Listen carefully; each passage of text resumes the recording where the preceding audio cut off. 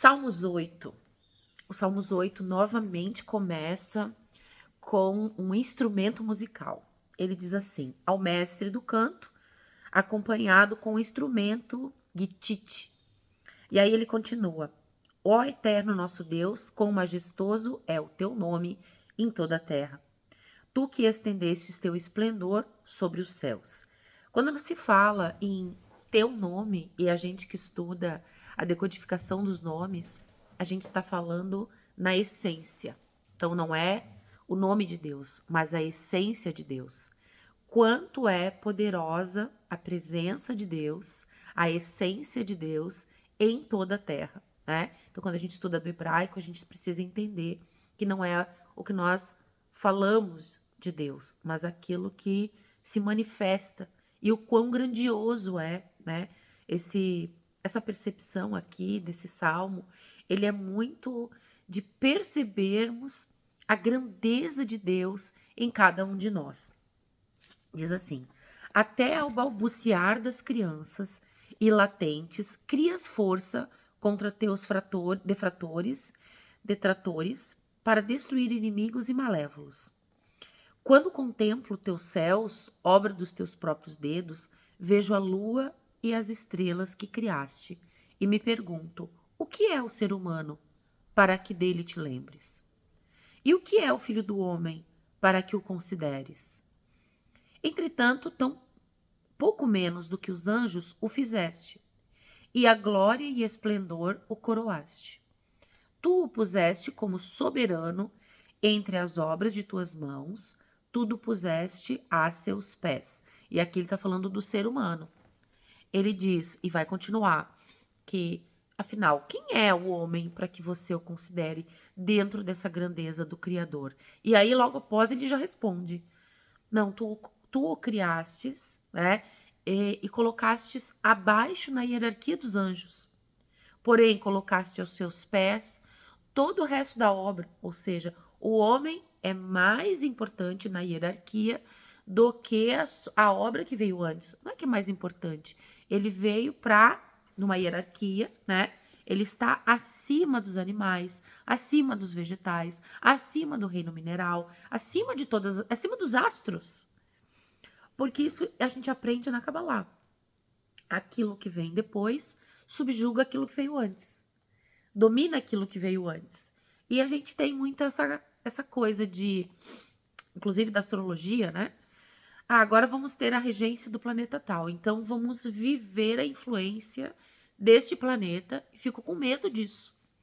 E na verdade, na Kabbalah a gente diz o seguinte: você tem uma sinergia dessa energia, porque é compatível conosco.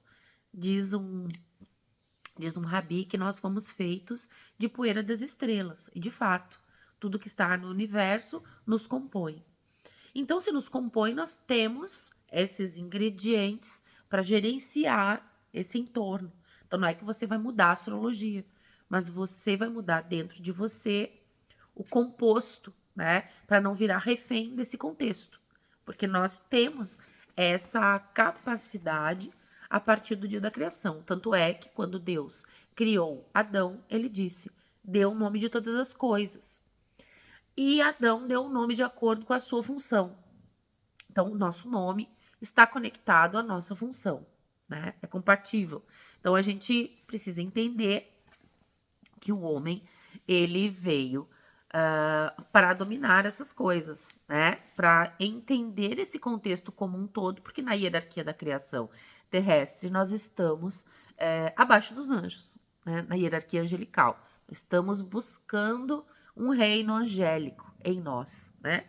E aí ele diz assim: tu o pusestes como soberano sobre as obras das tuas mãos, tudo puseste aos seus pés, ovelhas e gado, todos eles, e também os animais do campo, os pássaros do céu, os peixes do oceano, e tudo que se move sobre os caminhos dos mares. Ó eterno nosso Deus, quão majestoso é teu nome em toda a tua terra. Gente, a gente já falou no salmo anterior sobre a metáfora da Bíblia, né? E quando ele fala das aves do céu, claro, tá falando dos animais que voam, mas também tá falando no homem, dos pensamentos, né? Tanto que ele começa com um instrumento de cordas. Então, nós, seres humanos, que fomos criados, e a essência de Deus está em todas as coisas, está em nós.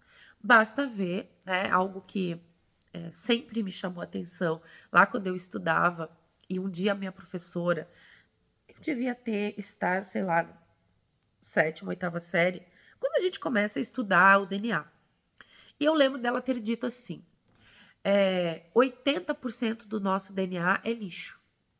Não sei se você é dessa época, enfim.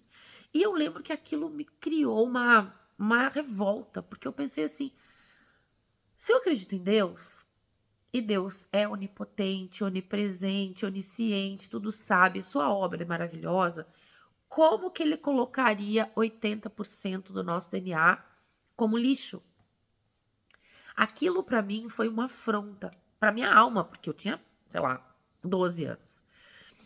E aí, claro, hoje, né, a ciência já reconhece, ou já percebe, ou já descobriu que aquilo que ela considerou lixo nada mais é do que memórias, nada mais são do que memórias. Memórias que são histórias da nossa árvore genealógica e que eu particularmente estudo. Então, hoje eu entendo por que eu me insurgi lá atrás em relação a essas coisas, né? Fica aqui até a dica. Perceba o que acessava teu Hulk lá na tua infância, porque isso muito tem a ver com a tua essência. Mas eu imaginava um corpo humano. Ele é tão maravilhoso, ele é tão precioso, que acontecem milagres dentro dele todos os dias que a gente não percebe. Então a gente tem milagres internos e milagres externos, coisas que a gente vê e coisas que acontecem todos os dias. Um pássaro que voa, um ser humano que consegue criar um objeto que voa, como o avião. Então, isso é dominar essa essência divina, isso é entender que nós estamos numa hierarquia superior e gerenciar essa criação, né? Mas gerenciar na essência divina, na essência do nome de Deus, na essência daquilo que vai para o bem do outro, né? Então já falamos que as emoções ou os peixes do mar estão conectados, né? Os peixes do mar representam as nossas emoções. Os animais que rastejam são os nossos instintos. Então, para dominar isso, eu preciso acessar a minha essência divina.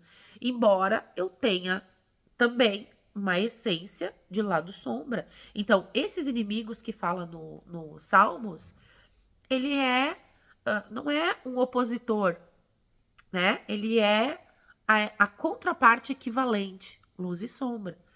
Em nós temos os instintos. Cabe a nós gerenciarmos com a nossa capacidade amorosa e de transcendência e de olhar para aquilo que é melhor, não só para o outro, mas também para mim, né? Se você tiver uma vida desregrada em todos os sentidos, isso vai te gerar algum tipo de desequilíbrio. Se você, por exemplo, é um diabético, né? E você comer doce todos os dias, você não está fazendo bem para você mesmo. Embora dar um doce não tenha nada de mal. Mas se você é um diabético, você está tendo você mesma como inimigo, né? Então esse salmo é muito isso, é entender que nós somos a criação e que a essência do nome de Deus está em nós e que nós precisamos olhar para todas as coisas como equivalentes a essa obra, porém o homem sempre numa hierarquia superior de criação, ou seja, ele veio para subjugar, não para dominar. Dominar no sentido de equiparar o lado luz com o lado sombra. Esse é o domínio. Nunca achar que um animal é mais importante que um ser humano. Eu já ouvi muitas pessoas falarem isso, né? É uma pena ouvir isto. Entender que sim, os animais estão na nossa vida e eles têm um papel importante. Aliás, a minha tá aqui, ó. Deixa eu ver se eu consigo mostrar pra vocês. Aí. É isso, gente. Entender que tudo foi feito para nós e que tem uma grande importância na nossa vida e Deus se manifesta a partir de tudo isso. Um beijo.